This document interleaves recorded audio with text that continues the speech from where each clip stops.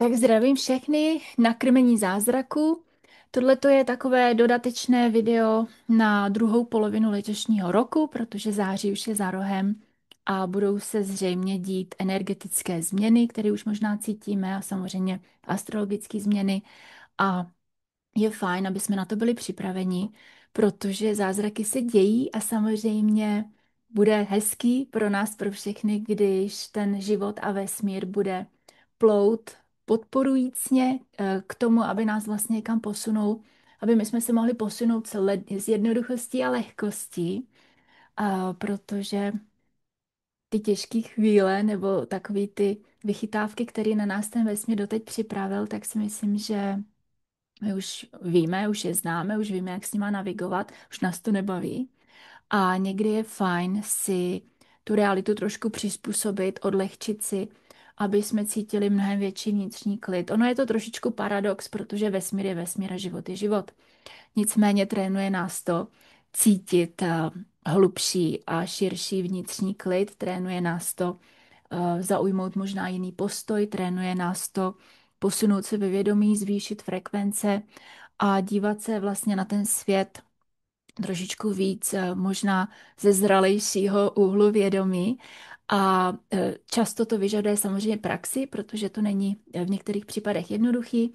A ta praxe je něco, co vlastně je potřeba neustále cvičit.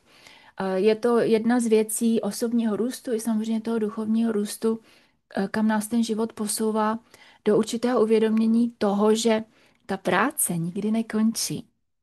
A je to takový možná test nebo možná past jakéhokoliv růstu, že se dostaneme do bodu, kdy se nám daří, začne se nám všechno dařit, najednou máme pocit, že už tomu rozumíme, že víme, jak to funguje.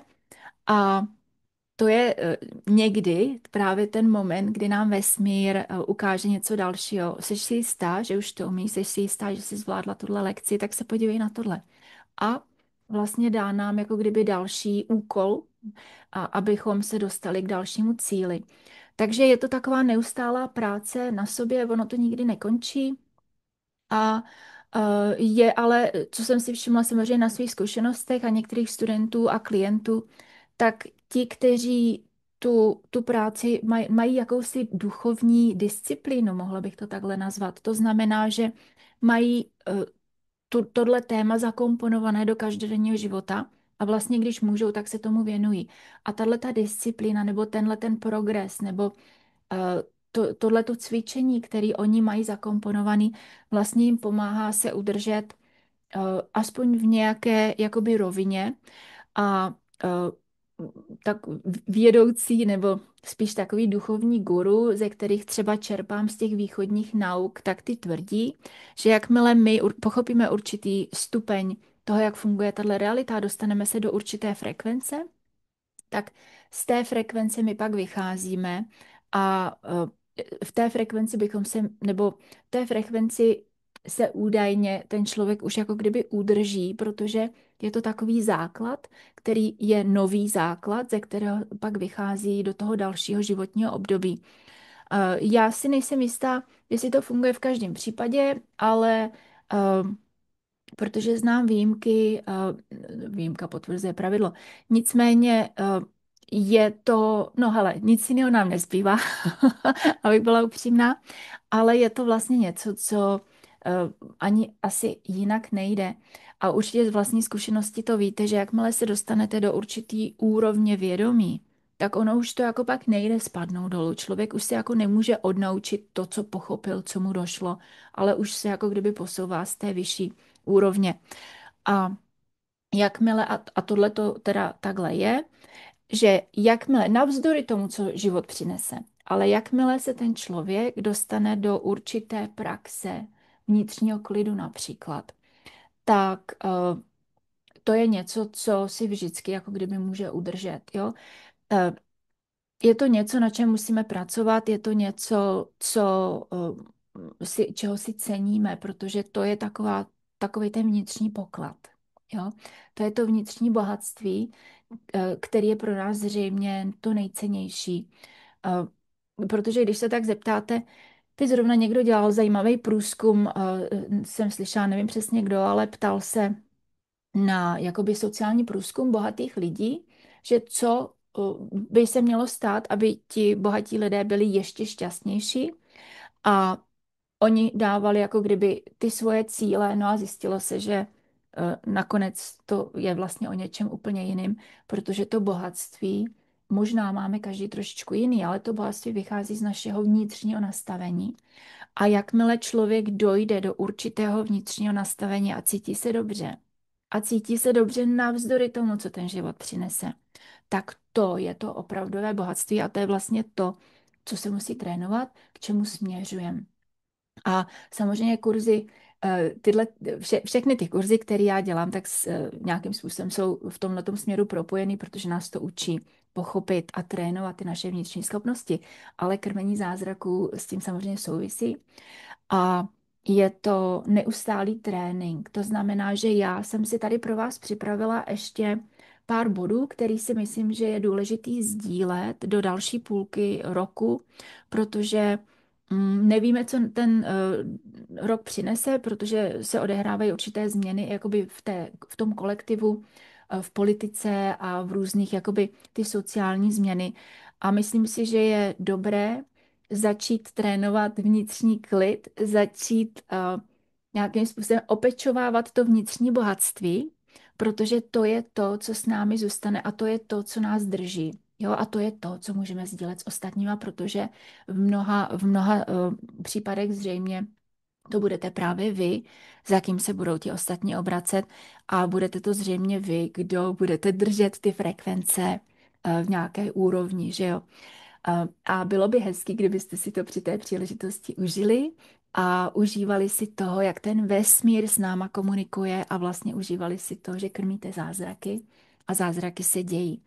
No, takže já jenom tady připomínám, že my v podstatě budeme zřejmě vnímat ještě víc v nadcházející půlce roku, že integrujeme ty staré paradigmata zapomnění a oddělenosti a vstupujeme do nové éry.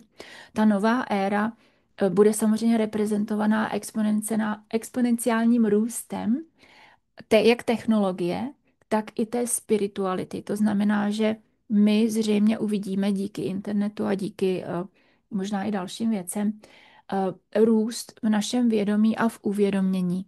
Jo, v první půlce roku jsme to krásně viděli díky umělé inteligenci, se kterou jsme začali v podstatě pracovat i co se týče toho duchovního uvědomění a ohromným způsobem nás to posunulo, protože ono nám to, pokud to nebude náš pán, ale bude to náš sluha, tak nám to může ohromně pomoct. A tohle je důležité si uvědomit, aby technologie zůstala naším sluhou a aby nám to pomohlo do určité míry.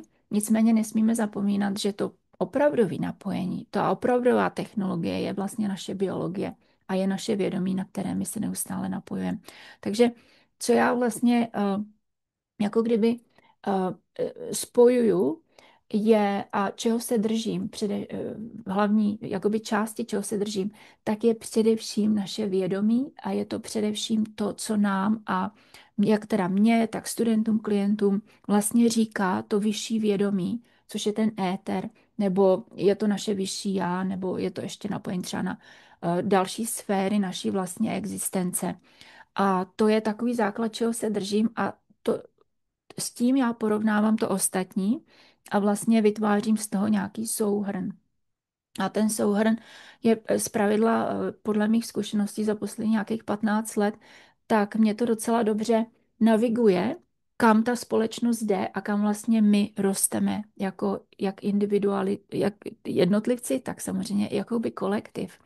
No a vlastně přichází určité uvědomění, které já vidím, že se začíná propisovat a to je vlastně to, co já bych s váma chtěla dneska nazdílet.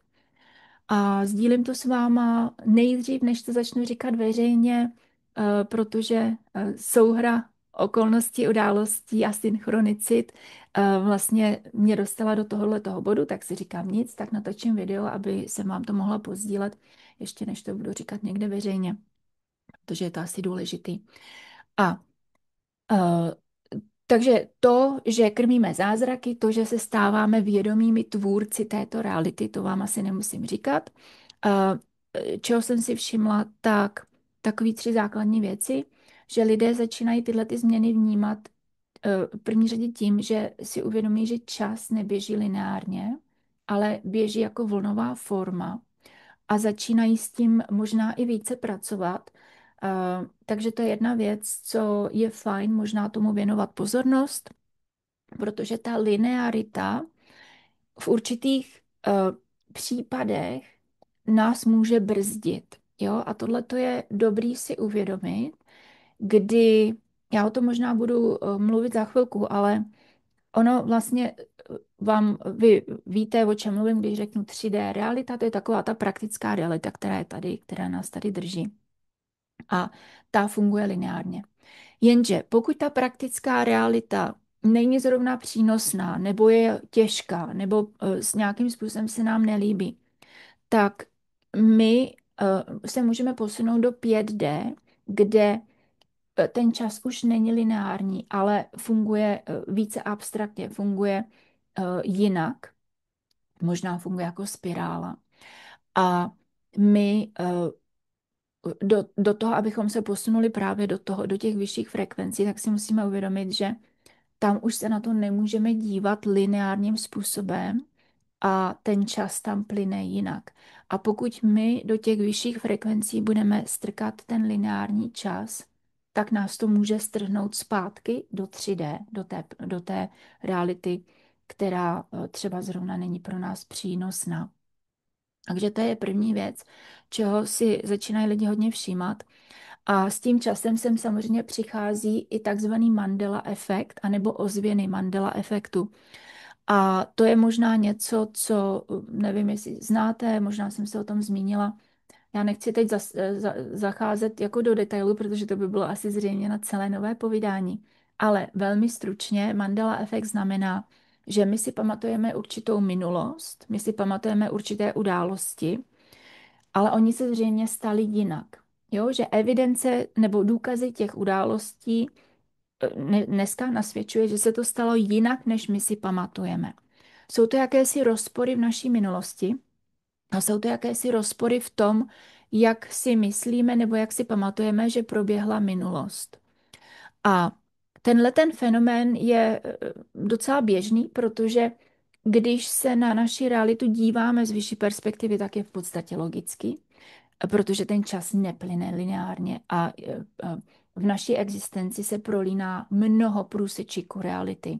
Takže my ani nemůžeme očekávat, že si všichni budou pamatovat ty stejné události. To prostě tak není. A v dnešní době, a začínáme to vnímat víc, že ty události už se o ně nemůžeme opírat, jakože se staly, protože naše paměť, naše zkušenosti jsou třeba rozporuplné tomu, co se říká, nebo tomu, co si pamatuje ten kolektiv. A to bych řekla, že je docela i v pořádku. Začíná to být víc evidentní a začíná se s tím víc pracovat. Dokonce i se záměrem. A tohle to možná i odpoví na to, že se jakoby rozdělují reality, protože v momentě, kdy se my začneme uzdravovat jako jedinci a začneme uzdravovat kolektiv, tak hádejte co, ona se začne měnit i ta minulost. Jo, já to pak vidím samozřejmě úplně nádherně v hypnoterapii, kdy třeba přes regresy, proto regrese léčí, proto my můžeme jít zpátky v čase, byť v naší představě, tam něco upravit a to se jako kdyby změní přes čas a prostor. My si můžeme upravit nějaké vzpomínky, my si můžeme upravit jednoduše minulé zkušenosti. Už tím, že my můžeme přepsat jakoukoliv v podstatě minulou zkušenost. A pokud ta minulá zkušenost byla třeba traumatická, tak my máme schopnost to přepsat tak, aby to už nebylo traumatický, aby to bylo přinejmenším neutrální. A vzhledem k tomu, že tohleto my dokážeme udělat v našem osobním životě a uzdravit se, tak my teď už tohleto začínáme vnímat v kolektivní minulosti. Jo?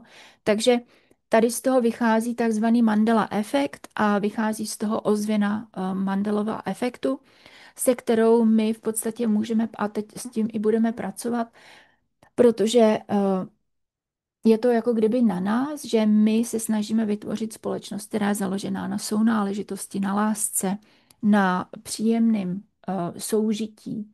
A to samo o sobě zřejmě vytváří Mandela efekty a je klidně možný, že ty reality se rozdělují, že někdo, kdo ještě žije třeba v určitém zastaralém přesvědčení nebo ještě žije ty starý paradigmata, tak je možný, že se jakoby oddělí v tom vnímání té reality od těch, co už to žijí jinak, jo? A ono v nějaké fázi se zase setkají. Já tomu tak věřím, že ano. Nicméně budou, jako kdyby projdou si trošičku jiné, možná jiné prožitky, jo, které je obohatí natolik, aby se pak někdy v budoucnu zase mohli do těch průsečíků setkat, jo. Jak to bude, to teda nevíme, nicméně tohle to teď začínáme vnímat a je možný, že to začínáte vnímat taky. Tak jenom, abyste z toho třeba se neděsili v tom smyslu, že si třeba nepamatujete tu minulost tak, jak měla být, jak vám říkají ostatní, že si to prostě pamatujete jinak, tak to může být v tomhle případě úplně normální.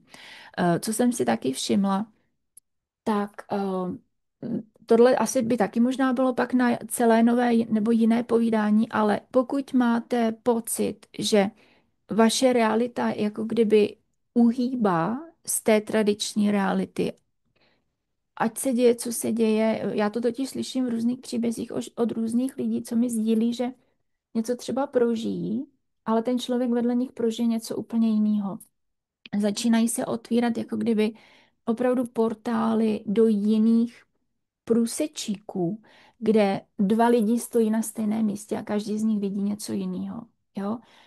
Eh, Pokud to takhle máte, tak je možný, že to všechno s tím souvisí a v nějaké fázi budeme rozumět, proč se to děje a z jakého důvodu a co s tím máme dělat. Nicméně jenom vám to tady říkám, abyste si nemysleli, že třeba už jste se z toho všeho zbláznili, nebo prostě, že se něco třeba děje vám jako tak, jo, jako jednotlivci. Je klidně možný, že je to prostě součástí toho kolektivu a změny v naší civilizaci a změny v našem vědomí, která může způsobit jakýsi v uvozovkách chaos v tom našem vnímání reality. Jo?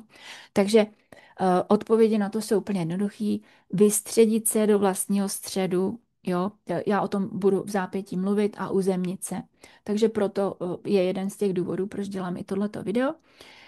Pak druhý bod, co začínají lidé možná ještě vnímat, je samozřejmě zvýšená vnímavost, což je jasný, to už vidím za poslední třeba v podstatě 15 let, že to taky je exponenciální růst v lidské citlivosti možná, jak na jídlo, tak na prostředí, tak i na vnitřní emoce, vnitřní nastavení. Tak jako kdyby ta vnímavost se stává víc jemnohmotná, to je taky v pořádku.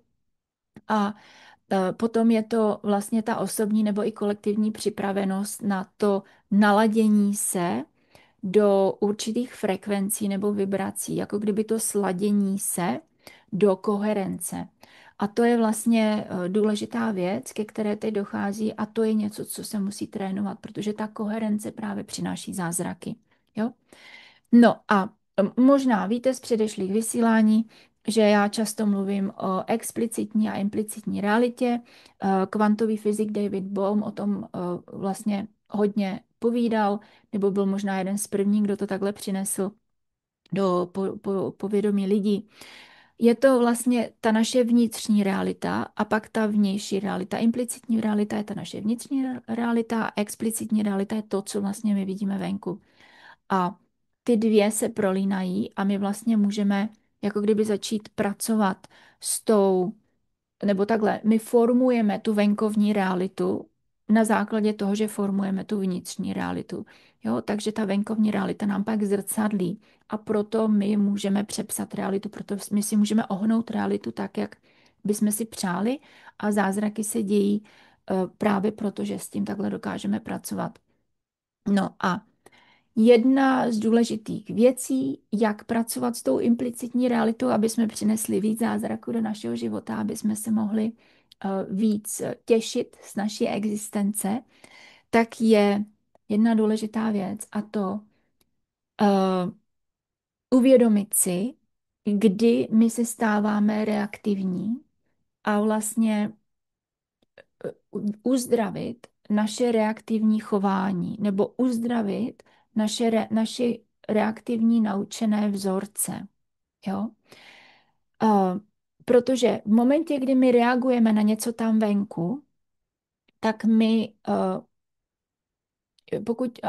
většinou reagujeme na něco negativního, že jo? Pokud my reagujeme negativně na něco tam venku, tak my tím jako kdyby podporujeme tu realitu, jo? A nejenom to, ale ta reakce jako taková, ta negativní reakce jako taková, v nás vlastně vytváří odpojení. Ono se nám tam okamžitě aktivuje naše ego a dochází k naprostému odpojení se od zdroje. Takže tohle je důležitá část, co je potřeba, nebo na čem je potřeba pracovat, protože my nemůžeme žít reaktivně. Jo? Učí nás to, abychom přestali žít reaktivně. Vy, kdo jste byli u mě na terapii, já o tom často mluvím, možná asi ne s každým, ale často o tom hovořím, vlastně rozdíl mezi reaktivním a tvořivým chováním, kdy člověk by si měl uvědomit, kdy aktivuje ego, kdy vlastně se chová reaktivně, protože to je to naše odpojení a to pro nás není přínosný. Někdy možná samozřejmě ano, protože to ego je tady z určitého důvodu. Nicméně my už to umíme a pokud ale celý náš život je na bázi reakcí a reaktivního chování, tak my v životě nebudeme šťastní, protože ta realita tam venku prostě jenom je. Není, nebývá často jakoby v souladu, nebo do některé míry možná ano, ale stávají se prostě věci, které nejsou třeba podle toho, co se nám líbí, nebo podle toho, co máme rádi. A pokud my na to negativně reagujeme, tak se do toho můžeme jakoby zabřednout a posilujeme tím nechtěně právě tady ty smyčky té reality, která se nám nelíbí, na kterou reagujeme. Jo? Doufám, že jsem to vysvětlila jasně a srozumitelně. No a takže je potřeba začít vnímat tady to reaktivní chování a v momentě, kdy my si uvědomíme, že na něco reagujeme, okamžitě první věc je, samozřejmě si to uvědomíme, jo? Druhá věc je, že vstoupíme do neutrality. Vstoupíme do neutrality přes přítomný okamžik a přes dech, přes to uvědomění. Vstupujeme do neutrality. A třetí věc je, že my to přehoupneme do toho tvořivého chování. A to je právě ten vědomý tvůrce. My si tady musíme říct, co chci místo toho, co vlastně já chci. Jo, takže kdo mě znáte, kdo jste byl třeba na sezení, tak já o tom hodně mluvím, takže jsme to zřejmě trénovali. I teď přes ty kurzy jsme to určitě trénovali, takže co já chci místo toho. Jo? A vstupuju do tvořivého chování. Tvořivé chování je vlastně to, co přes kurz zázraku my trénujeme, je to napojení na zdroj. Je to to spojení, které my máme. A to je to, co vytváří zázraky. A toto spojení tvořivého chování je často mimo linearitu, protože je hodně, nebo může být hodně abstraktní. Vstup do vyšších frekvencí bývá víc abstraktní. Jo? Dobře, takže začínáme si uvědomovat, že, nebo takhle, my jsme jako kdyby reaktivní v podstatě vždycky. Jo? Pokud se nám stane něco negativního, tak ta první reakce nebo ten pocit vlastně je to naše reaktivní chování. A my si v tom okamžiku to musíme uvědomit a zastavit to. Protože reaktivní chování a jednání vychází z nedostatku, ze strachu nebo z bolesti. A pokud naše akce, pokud naše existence nebo naše chování nebo myšlenky nebo jakákoliv interakce vychází z nedostatku, ze strachu nebo z bolesti, tak hádejte co? Není to pro nás prospěšný a nevytváří to přínosné události a situace, že jo? Je zajímavý, že i přesto, že já jednám třeba správně, pokud to moje správné jednání je na základě reakce z nedostatku strachu nebo bolesti, tak to nedopadne dobře, tak to není prospěšný. Nebude to mít pozitivní přínosný energie. Jinými slovy, už je to otrávené. Jo? A tady k tomu třeba dochází někdy v momentě, kdy se objeví problém a my reagujeme na problém a právě, že na něj reagujeme z té samé úrovně, který ten problém vytvořil. A pamatujte, že už Einstein řekl, že žádný problém nemůže být vyřešen ze stejné úrovně myšlení, která jej stvořila. Jo? A o tom to je. Jo? Einstein to krásně jako už vysvětloval, že my ten problém v podstatě musíme začít řešit nějak jinak. A tady je třeba zajímavý, nevím, co se bude dít v naší společnosti, nicméně pokud někdo z vás je ve svém srdci aktivista a máte jakousi touhu něco měnit a pomáhat té naší společnosti, tak si pamatujte, já to vidím mezi některými svými přáteli, kteří jsou součástí různých hnutí. Jo? A tam to pozoruju, že tady ta různá hnutí nebo tady ty společenství vytváří často i společný strach nebo společně se nám něco nelíbí. A to, že se nám společně něco nelíbí, tak nás vlastně jako kdyby posiluje. Jo, ono nám to dává sílu. Ale my si musíme uvědomit, že dává nám to sílu z pozice té reakce. Dává nám to sílu z pozice nedostatku strachu nebo bolesti. Jo, většinou ano. A nebo nám to dává sílu z té sounáležitosti, z té spolupráce a z pozice lásky. Jo?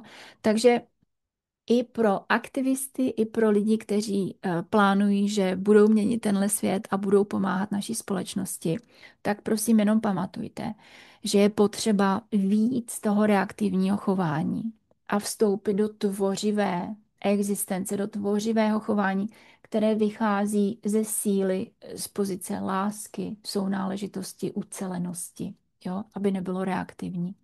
Takže tohle je důležité si uvědomit. Pokud v životě máte jakýkoliv jiný problémy, eh, pamatujte, že je potřeba nejdřív se dostat do té neutrality.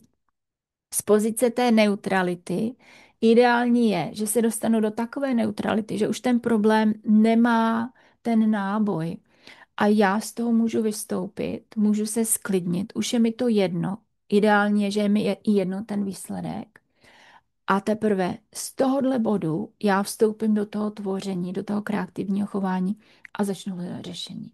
A to řešení vždycky přijde. Protože líbí se mi jedno pravidlo, to potom sdílím, myslím si, že v kurzech supervědomí, kde se o tom bavíme.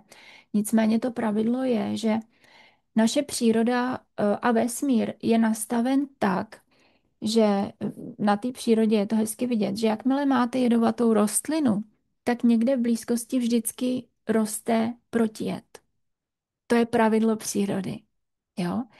A tohle pravidlo je i pravidlo vesmíru, že pokud je někde nějaký problém, často ve veliké blízkosti toho problému je i někde to řešení.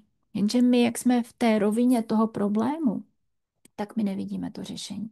Proto je potřeba z toho vystoupit, aby ten vesmír nám mohl ukázat to řešení, který je prostě z jiné frekvence, jo? Jak říkal Einstein, žádný problém nemůže být vyřešen na stejné úrovni myšlení, která jej stvořila. To znamená, že musí být vyřešen úplně z jiné úrovně. To znamená podívat se na to jinak. Dobře. Takže tohle je důležité uvědomění.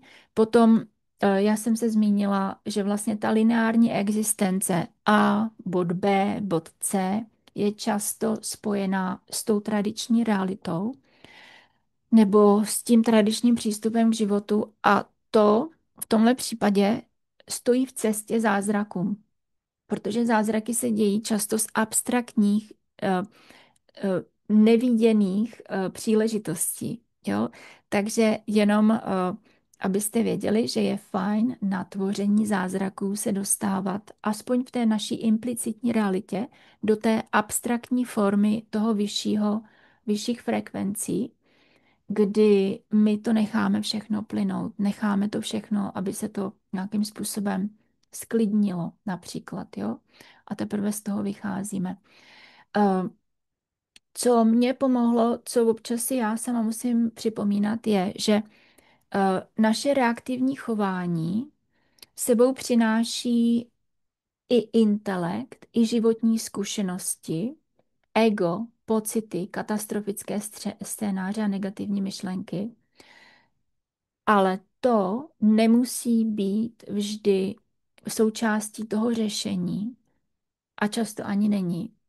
A co já shledávám důležitý si uvědomit a shledávám to taky docela těžký, je, že na některý problém já reaguju samozřejmě na základě mých životních zkušeností nebo intelektu. A, ale pokud ten problém a ta reakce je samozřejmě negativní, tak je klidně možný, že i ty moje životní zkušenosti budou pouze podporovat ten problém, nebo ten můj intelekt bude pouze podporovat ten problém. To znamená, že já to pak třeba vidím v některých případech, když přijde třeba člověk s tím, že řeší nedostatek hojnosti, tak reaguje na ten svůj vesmír, který mu samozřejmě ukazuje nedostatek hojnosti. A on na to reaguje na základě důkazů těch svých životních zkušeností nebo intelektu. Jo? No to je jasný, že to takhle je, protože, a teď má tam ty důkazy. A třeba ty důkazy má celý život. Jo? Třeba ty důkazy nejsou jenom jeho, ale jsou generační důkazy. A tohle je potřeba si uvědomit a tohle je potřeba začít měnit, protože pokud mé životní zkušenosti podporují něco, co je pro mě nepřínosný, pokud mé životní zkušenosti podporují nedostatek, strach nebo bolest, no tak asi chápete, že je potřeba se proti nim postavit a začít tvořit jiné zkušenosti. Jo? A z z vlastního úhlu pohledu vím, že to není jednoduchý, protože naše ego je nastavený tak, aby nás chránilo. Jo? To znamená, že naše ego mm, a naše podvědomí je naprogramovaný tak, aby nás chránilo a hledá právě tady to nebezpečí. A to má ohromnou sílu. Naše podvědomí, ti, co jste se mnou nebyli na proměna mysli a vědomí, tam já vlastně mluvím o tom, jak funguje hypnoterapie, jak funguje vědomí a podvědomí, tak tam vlastně o tom hodně mluvím, že naše podvědomí je až 6000krát silnější. Jo? A mimochodem bude nový kurz Proměna mysli a vědomí, pokud máte zájem, tak teď myslím si, že v druhé půlce září. Jo? Kdybyste měli chuť a zájem, tak si myslím, že je fajn tady ten kurz taky k tomu právě, aby jsme podpořili tady to pochopení, jo? Jak tohle všechno funguje i se sebehypnózou. No, takže to byla jenom odbočka, tak jenom chci říct, že pokud ty moje životní zkušenosti vychází z nedostatku, strachu nebo z bolesti, tak vlastně vytvářejí víc tady toho. Jo? Pokud můj intelekt vychází z nedostatku, strachu nebo bolesti, tak vlastně vytváří zase tady ty staré vzorce. A já si musím postavit proti tomu, já musím začít tvořit něco jiného. A naše ego se jen tak nenechá. Podvědomí se jen tak nenechá, protože to podvědomí to takhle má naprogramovaný, že to je to, co já přežiju, protože, jak vysvětluji v kurzu, to, co je známé, moje podvědomí určí jako pozitivní, to, co je neznámé, určí jako negativní. To, co je známé, totiž jsem přežila. To znamená, že ego a moje podvědomí funguje tak, abych přežila a hledá, protože je neustále jako kdyby v obraném mechanismu, takže pořád hledá to nebezpečí a bude to tam hledat, jo, i nadále, to je tak v pořádku. Nicméně my si tady toho musíme začít být vědomi, protože to je něco, co nám může bránit v tom našem progresu. A není to zase tak jednoduchý tomu čelit. A já si občas říkám, tyjo, i přesto, že to vím a i přesto, že mám jako kdyby nástroje, co s tím, tak občas mi to dá zabrat. A říkám si, a co takhle lidi, co to neví, co nemají nástroje, co to nepraktikují, tak ty se v tom musí pěkně teda poplácat, protože některé ty věci jsou takový tichý a jsou to takové jakoby plíživý myšlenky nebo pocity, které nás můžou strhnout zpátky a my ani nevíme jak a jsme v tom vzorci, který jela moje babička, moje maminka a teď v tom jedu já například, jo? Takže tohle to jsou věci, které my se snažíme vlastně v této práci změnit, jo? A na čem pracujeme. V kurzu Proměna mysli vědomí já samozřejmě dávám ty nástroje, jak s tím, co se s tím dá dělat, aby jsme z toho vystoupili a tady vlastně na závěr toho dnešního povídání vám dám pár tipů taky. Ale v první řadě je důležitý si to aspoň uvědomit, protože tím, že si to uvědomím, už o tom vím a můžu s tím pak začít něco dělat. A dobře, takže jenom připomínám, než se posuneme dál, že reaktivní chování není pro nás přínosný uvědomit si, kde všude reaguju. V ten moment jsem odpojená od zdroje, v ten moment zázraky nefungují a je potřeba to dát do neutrality a pak je potřeba to dát do toho kreativního, do toho tvořivého chování. V tomhle případě můžeme i klidně říct, že chci mít pravdu, anebo chci být ve světle. Jo? To tvořivý kreativní chování nás často posouvá na směru nebo do směru světla. A to se mně například líbí, protože to je něco, co třeba můžu občas si okamžitě uvědomit a říct si, hele, chci mít tady pravdu, nebo chci být ve světle. Já často říkám, chceš mít pravdu, nebo chceš být šťastný? Jo, to je něco podobného. Dobře, takže kreativní chování, jenom tady ještě připomínám, že i přesto, že já reaguju třeba na něco a i přesto, že reaguju na tu věc správně, vzhledem k tomu, že to vyjde od reaktivního chování, tak se to vlastně může stát nesprávným. Jo? Dobrá.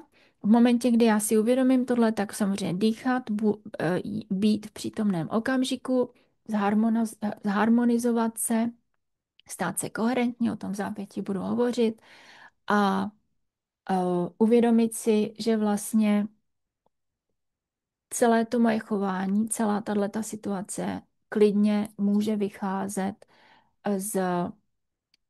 z bolesti, z nedostatku nebo ze strachu. A jestliže něco vychází z nedostatku, ze strachu, z bolesti, a to jsem určitě se o tom často zmiňuji, tak to je svým způsobem už otrávené. OK, tadyhle důležitá zpráva přišla. Dobrý. No a takže jak to chci mít a jak bych si to přála? A tohle to je taky něco, co je potřeba si říct, co já chci místo toho, co já bych si přála, jak bych to chtěla mít, jo? A tady vlastně funguje to, na čem my jsme pracovali během kurzu zázraků. Jsou to ty meditace, ty představivosti, je to vlastně celá ta práce, se kterou my jsme pracovali. Modlitba, nezapomeňte na modlitbu, vděčnost. A vnímáme i to nehezký, že je dar, protože nás to vlastně posouvá. No, jenom připomínám pravidlo vesmíru, že vše se děje pro nás a někdy je to docela humorné si to uvědomit, protože to přichází z různých jako kdyby úhlů a nezapomínejte na důvěru mimo logiku, protože to je právě ta abstraktní, právě ten abstraktní přístup, který nám vlastně pomáhá ty zázraky vytvořit. Ten abstraktní přístup nám pomáhá vyskočit z té úrovně myšlení, která způsobila ten problém. Dobře, v té neutralitě se dostáváme do pocitu celistvosti, dostáváme se do pocitu ideálně nějakého zharmonizování. Můžeme poslat lásku, jo? Můžeme poslat lásku sami sobě, můžeme poslat lásku do té situace. Pamatujte, pokud cítíte, že jste v roli oběti, A tohleto třeba čas od času i já vnímám sama u sebe, že najednou se něco stane, si říkám, dalo mě to do role oběti. Tak nezůstávat v roli oběti, nezůstávat v pocitu oběti, protože my jsme si to z nějakého důvodu všechno vytvořili. Jo? Jakmile zůstaneme v pocitu oběti, tak stáváme se reaktivní a strhne nás to zpátky, než nám to dojde. Jo? Takže vystupte z pocitu nebo z pozice oběti, vstupte do zodpovědnosti a to už nám pomáhá se z té situace jako kdyby vyskočit, vystoupit a říct si, a co já chci místo toho, jak já teda chci, aby to bylo jinak. Jo? A no, v některých případech chápu, že to není jednoduchý, protože občas mě to tam samozřejmě hodí taky, protože ten vesmír, ten kolektiv je silný. Nicméně my jsme toho často součástí a eh, vystupovat z toho. Už jenom to uvědomění stačí, jo. My z toho možná nevystoupíme nikdy úplně naprosto, protože přeci jenom hrajeme jakoby tu hru tady ve společnosti dalších jedinců. Nicméně můžeme s tím takhle pracovat. Eh, Dobře. Eh, Pamatujte, že posuzování a hodnocení vytváří negativní energie. Posuzování hodnocení je vlastně funkce ega. To znamená, že snažíme se neposuzovat, nehodnotit, snažíme se ty věci přijímat tak, jak jsou a snažíme se to všechno požehnat. Jo? Přejeme, buďme přející z pozice toho našeho nitra a posílejme lásku, užívejme si tu radost, která tam kolem nás samozřejmě je všude vidět. A můžeme taky v těch modlitbách poprosit samozřejmě stvořitele, aby vedl naše kroky. Dobře. Teď, o čem jsem vlastně chtěla mluvit, já jsem o tom možná v některých těch povídáních už mluvila, tak je doktor Zach Bush vlastně sdílí zajímavý průzkum, který udělali na Spain Scale pozitiv negativních experimentů. To jsou jako kdyby skupiny, které v podstatě měří různé věci ve sociálních skupinách a tenhle ten specifický případ bylo, že existovala hypotéza, že nejsilnější lidská frekvence, kterou lidské tělo dokáže generovat, je frekvence lásky nebo radosti. A takže dali v rámci experimentu dali skupinu lidí do Faradayovy klece, což je vlastně místo, které je izolováno od jakýkoliv elektromagnetických nějakých impulzů okolního světa, takže je naprosto izolované. A v té kleci mohli i úplně v klidu měřit právě tadyhle ty impulzy. A do té klece dali lidi, kteří si vyprávěli příběhy. Překvapivě tyto věci zjistili, že ty příběhy jsou sice hezký, když si povídají o hezkých věcech, o specifických věcech, tak vlastně ty frekvence dokázali samozřejmě počítat, ale zjistili, že tam byly určité výbuchy frekvencí, které byly rozporuplné s tou hypotézou, kterou oni si mysleli, že nejvyšší frekvence jsou frekvence lásky a radosti. Takže ty věci museli si těch případů experimentu udělat několik a sledovat to, co se vlastně děje. A zjistili, že nejvyšší frekvence, které lidské tělo dokázalo vytvořit, byly trošku jiné. Byly to ty, kdy člověk měl například husí kůži, byly to určité příběhy, které si ty lidi vyprávěli a v těchto příbězích byly ty výkyvy až 40krát vyšší než frekvence lásky a radosti. A oni zjistili, že tyto výkyvy se objevovaly v momentě, kdy ten člověk byl autentický. Jo? To znamená, že on mohl vyprávět i třeba nehezký příběh, ale ten příběh říkal z pozice autentičnosti. A to je právě to, co já jsem vám chtěla dneska připomenout. Jak my můžeme do našeho života začít přinášet víc autentičnosti, víc koherence, víc toho sladění a jak to můžeme začít žít víc. Protože doteď jsme hodně pracovali s představivostí. Jo? A ta představivost má svoji důležitou roli. A na základě té představivosti vlastně funguje všechno, co jsme doteďka jako kdyby dělali z velké části, protože bez té představivosti to nejde. To znamená sebehypnóza, hypnóza jako taková, veškeré terapie, veškeré krmení zázraků vychází z představivosti, protože ta představivost určuje tu naši realitu. A teď se tady ukazuje další důležitá věc a to je takzvaná koherence, autentičnost. Je to to sladění, je to ta pravda v úvozovkách, jo? A ze které my musíme vystupovat. A je to právě autentičnost, která tvoří.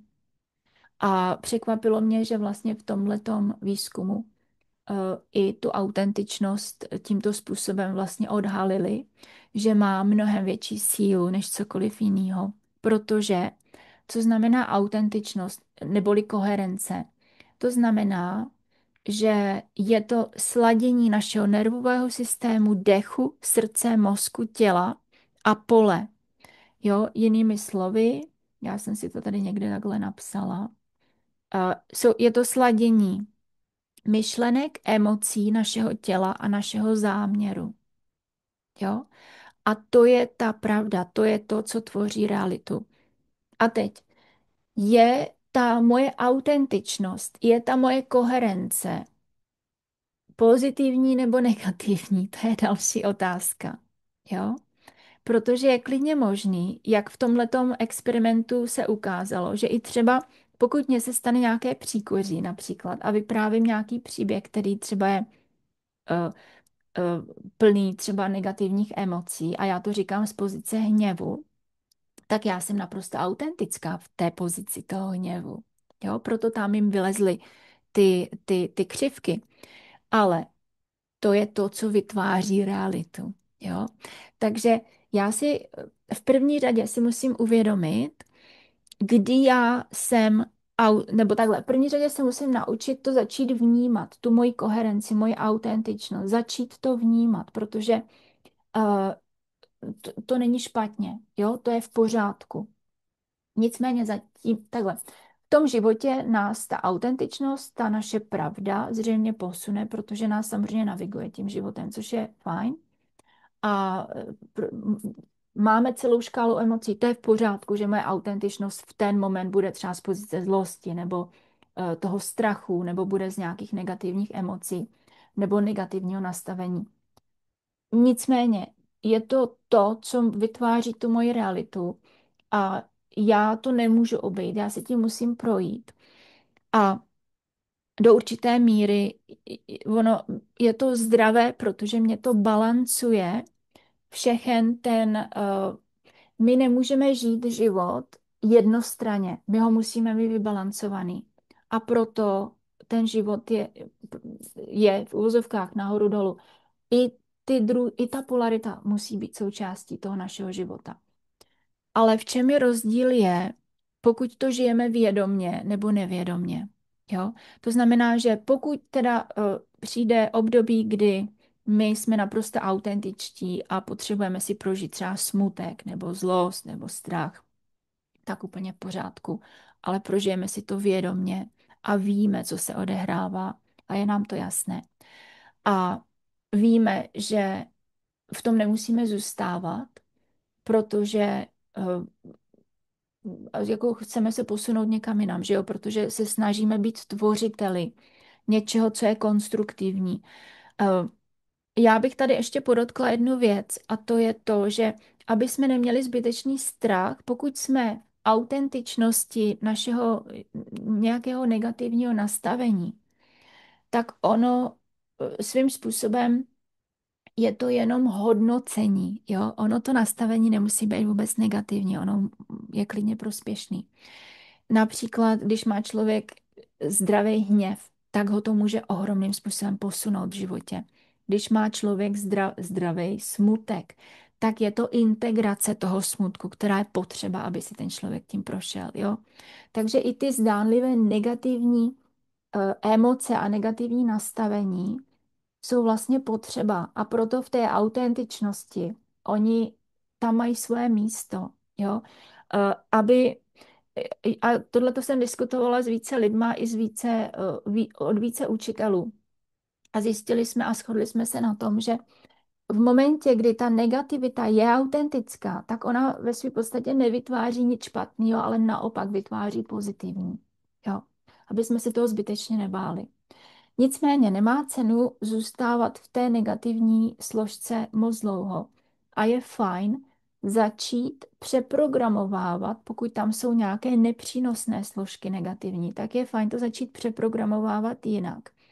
A začít s tím pracovat tak, aby ta naše autentičnost získala eh, víc přínosný, jako kdyby efekt, a to je přinejmenším ta neutralita a zharmonizovat se úplně ideálně je do nějakého vnitřního klidu, jo? Aby to nešlo ani jedním směrem. A ta koherence právě, to znamená, že koherence, která je uzemněná v té rezonanci například přírody, koherence, která je uzemněná v té naší vnitřní pravdě, v té autentičnosti, jo? Tak to je vlastně takový pocit, který je nesmírně léčivý a můžeme to i nazvat, že z toho se pak jako dobře i vychází. A to je vlastně něco, co si myslím, že začneme, nebo co budeme vidět v nadcházející půlce roku. Nás to zřejmě bude nutit vstoupit do té vnitřní koherence a začít se slaďovat. Jo? Začít slaďovat moje myšlenky, moje emoce, moje pocity, můj záměr a celé mé tělo do většího klidu, do větší sounáležitosti toho, kdo doopravdy jsem. Protože ve své podstatě, i přesto, že se například necítím dobře, nebo je tam hněv nebo smutek, já když jdu do té podstaty, já když jdu anebo vstoupím do té hlubší pravdy, tak zjistím, že tam je ta neutralita sama o sobě. A ta neutralita, když jdu ještě hloubějc, se přehoupne do, eh, do například do takového pocitu bezpodmínečné lásky nebo do pocitu toho vnitřního klidu. A to je právě to bohatství. To je to vnitřní bohatství, kdy já se naučím s tímhletím pracovat natolik dobře, že já si dokážu navodit tady tu koherentnost nebo tady to sladění, tuhletu autentičnost do toho, do té duše, do toho projevu, kdo doopravdy jsem. Jo? Takže tohle možná nechám na vás, abyste si navnímali sami za sebe, jak to je pro vás. Jo? On to totiž každý možná bude vnímat trošičku jinak. Nicméně, tohleto si myslím, že je důležitý. Myslím si, že tohle je odpověď na spoustu věcí. Jinými slovy, tohle, co vám teď sdílím s koherentností, s autentičností a s tím vnímáním toho sladění se sám v sobě, to je to žití těch frekvencí, to je to žití těch vibrací, to je to, co nám doopravdy mění realitu. Jo? Ta představivost, super, ona tam to začíná. Ale to naprosté propsání je vlastně přes tu hloubku, která a nás to učí vlastně vstoupit do této hloubky. Jo? Takže ono všechno má tady svoji důležitou úlohu, ale asi tušíte, že trénuje nás to ještě do větší hloubky a to je vlastně to, co jsem teď řekla. Jo? Dobrá. Potom, co ještě jsem vám tady chtěla pozdílet, eh, tady ještě se dívám. Jo, tohle je zajímavá poznámka, že vlastně to, že se stáváme vyšší bytostí, nebo to, že frekvenčně vibrujeme na vyšších frekvencích, jestli takhle můžu říct, neznamená, že jsme nějaká bytost, nebo že ta bytost je tam někde venku. Ale to znamená, že ta bytost, nebo já, jsme sladěni s verzí sebe samých. Jo, ta vyšší bytost, ty vyšší frekvence znamenají hlubší sladění sám se sebou. Větší propojení s tím, kým doopravdy jsem. Protože ten stvořitel všechno vychází zevnitř z nás. To znamená, že Pokud my se chceme napojit na zdroj, tak my se mylně napojujeme tam někde venku nebo přes nějakou představu, která často je vnímána, že je to mimo nás, ale ono je to vlastně v nás, jo. Ale je to hluboko v nás. To znamená, že čím sladěná bytost, nebo řekněme, čím více světelná bytost, tím více je ten člověk nebo ta bytost sladěná sám se sebou. Jo? Tak doufám, že to dává smysl. Dobře.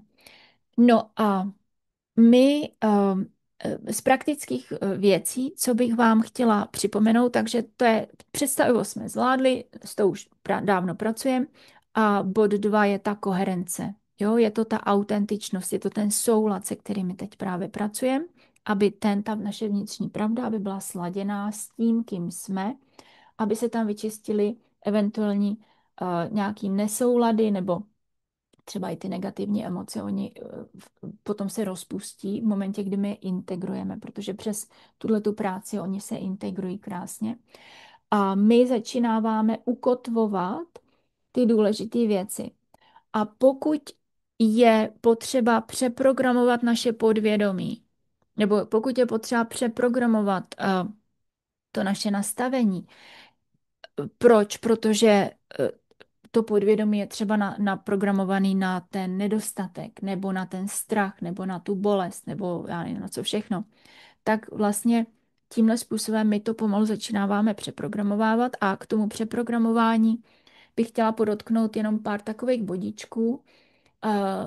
Skvělá je například sebehypnóza, jo, kterou vlastně sdílím přes tu proměnu mysli a vědomí. Nebo skvělý přeprogramování je vlastně celý ten trénink, který jsme teď dělali přes krmení zázraku. Jo? A nebo už jenom takové zajímavé nebo takové jednoduché věci, jako je třeba vděčnost, ukotvení se vděčnosti. A teď aby to bylo autentické, aby to bylo v souladu s pravdou, tak my si můžeme říct, dobře, protože vděčnost má vysoké frekvence a s tou vděčností se hezky pracuje. To znamená, že jsem vděčná za něco. Jo, tam si dodám, za co jsem vděčná, za co můžu být vděčná. Jsem vděčná za svůj život, jsem vděčná za své zdraví. Jo? A teď si navnímám, je to v souladu, je to moje pravda. Pokud cítím, že to není možná moc v souladu, tak si to můžu obejít a říct si, přála bych si, abych byla vděčná za své zdraví. Přála bych si, abych byla vděčná za svůj život. Jo? A tohle už možná cítím, že je víc třeba v souladu. A i tohle dokáže ukotvit tu informaci v té mé existenci. Takže já vlastně za nějakou dobu, když si tohleto budu pořád opakovat, tak si řeknu, jo, já jsem vlastně vděčná za svý zdraví, já jsem vděčná za svůj život. Jo?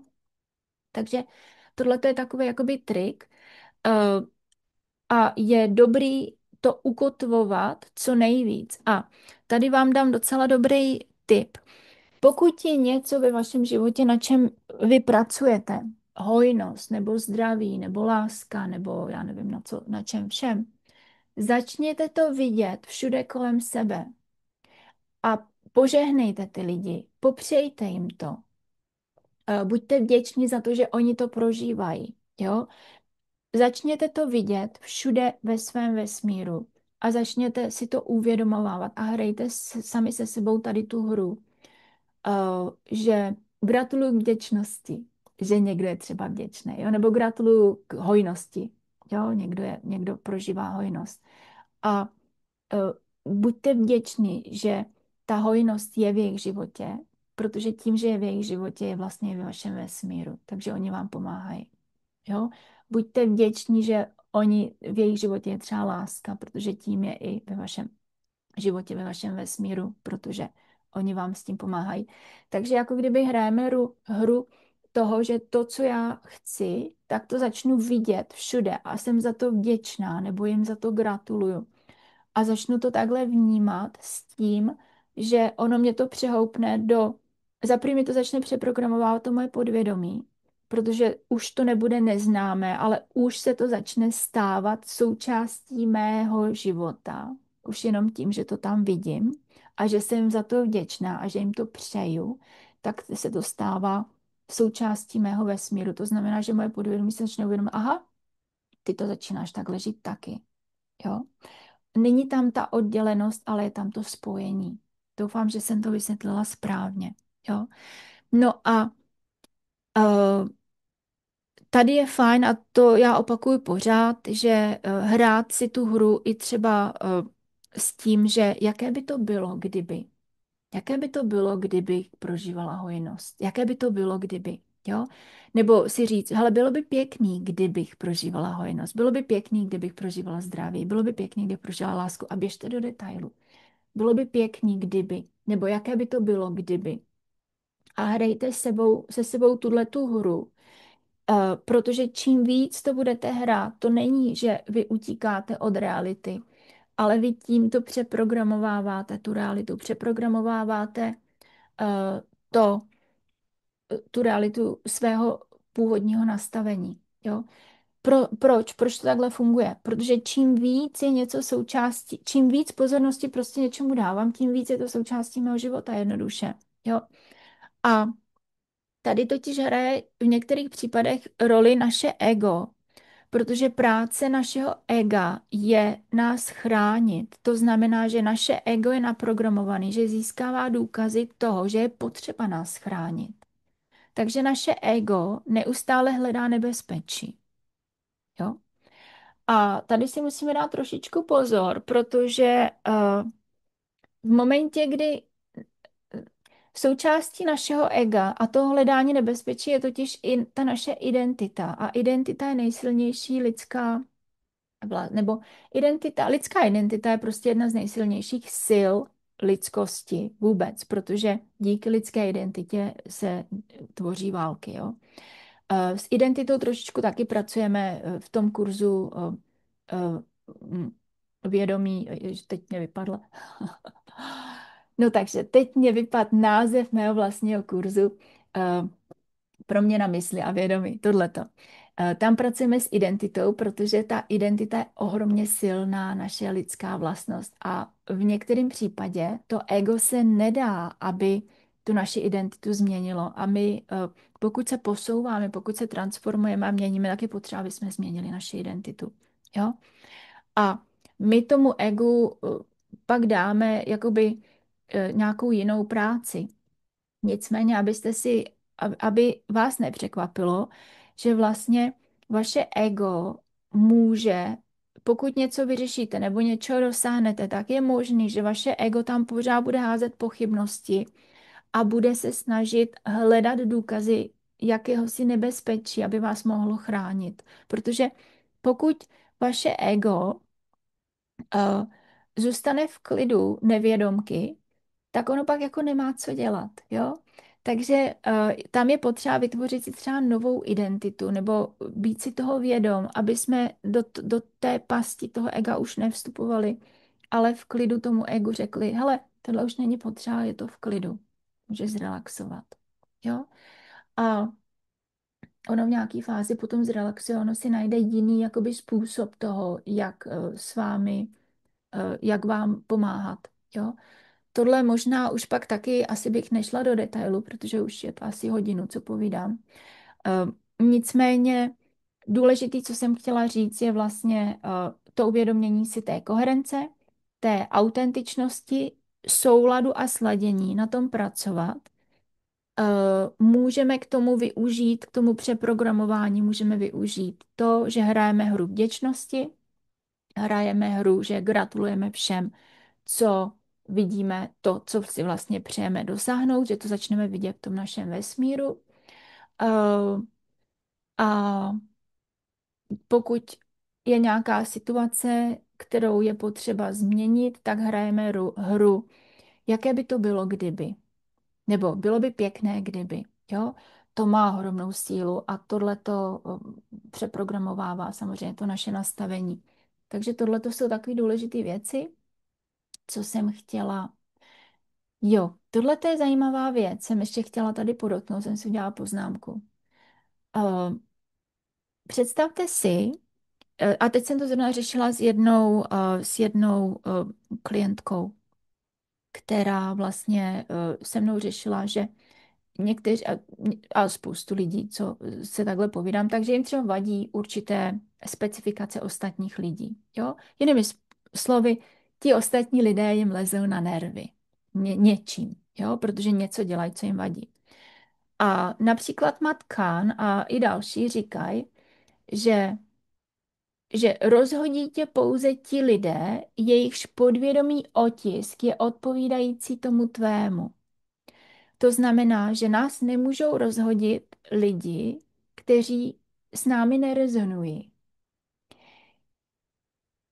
My, když se cítíme dobře, tak ti, co s námi nerezonují, nám jsou úplně jedno a nerozhodí nás to. A možná to máte takovou zkušenost z vlastního života, že když jste v pohodě, tak najednou ten problém se nezdá tak dramatický, jako se zdá, když nejste v pohodě.